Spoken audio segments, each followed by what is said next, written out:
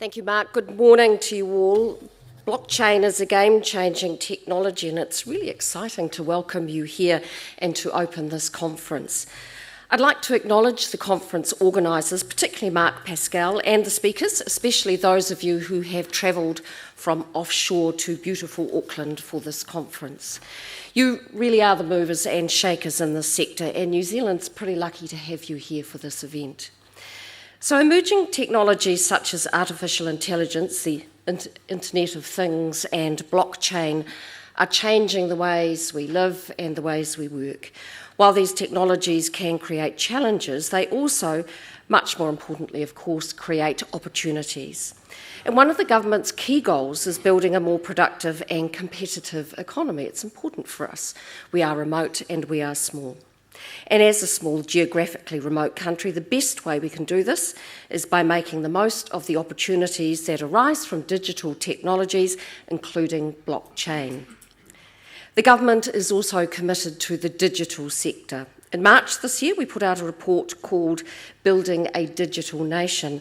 And in this report, it sets out a vision for New Zealand as a place with a thriving digital sector where our businesses, our people and government are all using digital technology to drive innovation, to drive productivity and enhance the quality of life for all New Zealanders.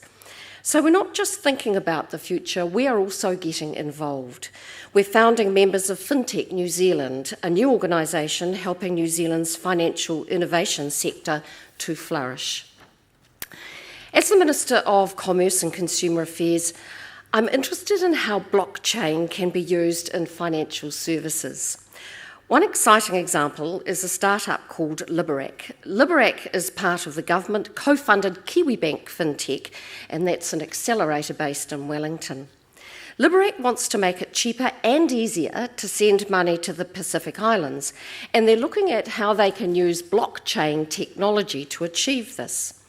And if Liberac succeeds, and I would expect it to, it could have a big impact on the many people who send money to the Pacific, ensuring that less of their hard-earned money is lost in fees and more of their hard-earned money makes it into the hands of family and friends back home in the Pacific. So the opportunities from blockchain technology are not limited to financial services. They apply in other areas like supply chain management.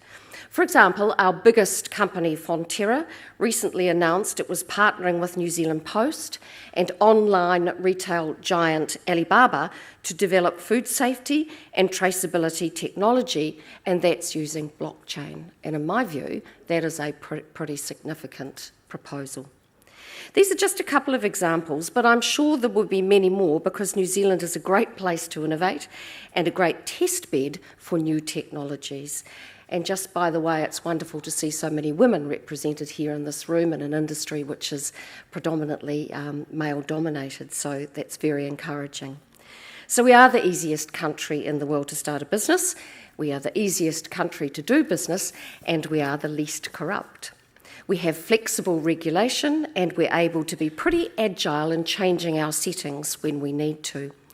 And we have a population which embraces emerging technologies.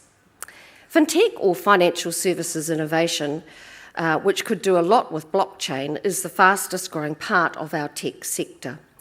The government can support New Zealand companies to make the most of new technologies, but it will be a shared effort from New Zealand's digital community to ensure we leverage the opportunities from things like blockchain. One way that we can work together is by joining the conversation around international standards for blockchain. Standards can ensure market confidence and consistency in the use of blockchain and promote interoperability across different blockchains, which is good for competition and good for innovation. Standards New Zealand, which I'm responsible for, would love to engage with industry over this. And if you'd like to be involved, please reach out to us over this issue. So I encourage you all to make the most of the next 2 days, to learn all you can from our visiting experts, welcome, and to be ambitious about the opportunities blockchain holds for your own projects, your own companies, and for all of us in New Zealand. Thank you very much. Thank you for that. Tēnā koutou, tēnā koutou, tēnā koutou katoa. I hope you're all well this morning. Can I say a major congratulations to those behind Tech Week to bring together so many different events. And really what I see Tech Week is about inspiring us, it's about educating us, and it's totally about challenging you to get out your comfort zone and think differently. So well done on coming here, because blockchain is one of the areas that challenges us most. So I think about the next decade and what we are facing as businesses, as individuals, then there's a few things that spring to mind. Talking about technology, we are facing the biggest tidal wave of technological change that we have ever seen. And that's in the form of the fourth industrial internet revolution. And so if you haven't actually got your head across what that term means, then I really would suggest you get on Google and have a look, because there is an incredible amount of technology coming at us. And what does that mean? That means it will continue to change our business models at a rate of pace that is faster than we have already been through over the last decade. So that's in terms of demonetisation, so stripping our markets of value in favour of consumers. Dematerialisation, in terms of owning physical assets and the shift to not having to own that, but owning the intellectual, the software or the analytical layer is becoming more and more important. And then entire disruption of our business models. So for me, that's what I see coming. I see it as a tidal wave. I see New Zealand has an opportunity to jump on that and catch that, or we have the challenge of being completely swamped by it. And this is why we're really supportive of Tech Weeks like this. I've been at Callaghan for a couple of months now, but in tech and innovation for a long time. My view still remains the same, that our innovation system in New Zealand is quite fragmented. It's actually not easy to navigate your way around the innovation capabilities, supports, money in our system in New Zealand. And part of Tech Week is about bringing all of those different parts of the system together so it makes it easier for you as business owners, as individuals, to navigate through that system. And ideally, what would I love to see? I would love to see New Zealand as a nation of innovators. We can't hope to succeed on our own, in our individual businesses or in our regions. The size that you can compete at an IP level internationally, as Dr. Sean Hendy has shared with us, is the size of Sydney or above. We actually have no alternative choice but to work together as a nation of innovators. So I guess my key message, which fits really well with Tech Week, is to disrupt yourself. Just get out there and change it up. Don't continue what you have been doing over the past decade, or some of you look like you actually aren't old enough to have worked a decade, but some of you do. So for those of you in my league who have been around for a couple of decades, what we've done in the past will not serve us well.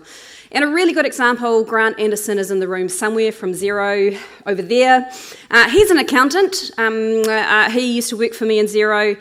And if he can get on board with this change in terms of what Xero's doing, then many of us around New Zealand can. So Xero's a great example of jumping on tech change early: cloud, social and mobility. They grabbed those three changes dynamics in the market before anyone else did, and out of it they've built a business that now has over 1 million customers globally, and will start printing cash quite soon for those of you who are worried about it. So that's a great example. So the question is, who are the brave ones in here who are going to get on board with the next round of change? I see Xero's already into artificial intelligence, machine learning, augmented reality, virtual reality, and of course blockchain. Now most of us will just bury our heads in the sand, believing that it's not coming again, and it will come and disrupt our business models and affect us after. And the question I have to you is, will we leave it to the lucky few who spot the trends early and capitalise on the learnings and the opportunities that those trends bring? I spoke to a couple of you beforehand, and you were articulating how you may be challenged in terms of turning into your businesses and convincing them about things like blockchain. I guess my advice to you is just don't give up, just keep persevering, be resilient. It's better to be in there championing rather than not. I think the thing is that I see, though, is it's not just tech that's disrupting us. Our entire business models are being disrupted. So we've kind of moved well away from the win-lose, which is why many of our corporates have struggled over the past 2 decades, as we move to a much more win-win type situation.